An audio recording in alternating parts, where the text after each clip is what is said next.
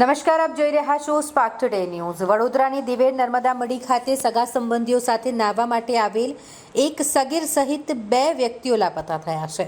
30 વર્ષીય પરિમલ માછી પટેલ અને 15 વર્ષીય યશકુમાર રાકેશભાઈ માછી પટેલ બંને લાપતા બન્યા છે। ભરૂચના મક્તમપુર અને અંકલેશ્વરના માંડવા ગામેથી નાહવા માટે તેઓ આવ્યા હતા। એક જ પરિવારના સભ્યો છે। એક સગીર સહિત 2 લોકો નર્મદા નદીમાં ડૂબ્યા કે પછી લાપતા બન્યા। પોલીસ હાલ દુવિધામાં છે। સિનોર પોલીસ, કરજણ ફાયર વિભાગ અને નાયબ મામલતદાર ઘટના સ્થળે પહોંચ્યા છે। પરિવારના લોકોમાં શોકનું મોજું ફરી વળ્યું છે। તંત્ર દ્વારા નાહવા પડેલા સહેલાણીઓને નદીમાંથી બહાર કાઢવામાં આવ્યા। કરજણ ફાયર વિભાગની ટીમ ઘટના સ્થળે પહોંચી અને તેઓ દ્વારા શોધખોળ હાથ ધરવામાં આવી છે। તરફથી અમે 25 જણ જેવા આવ્યા હતા નાહવા માટે। ગરમીના કારણે અમે નાહવા પડ્યા હતા અને ત્યાં 1 કલાક પછી અમને ખબર પડી કે અમારી ગ્રુપમાંથી 2 છોકરા નથી મળતા અને ત્યાર પછી અમે તંત્રને જાણ કરી અને ત્યાર પછી તંત્રએ શોધખોળ ચાલુ કરી છે। શું નામ હતું?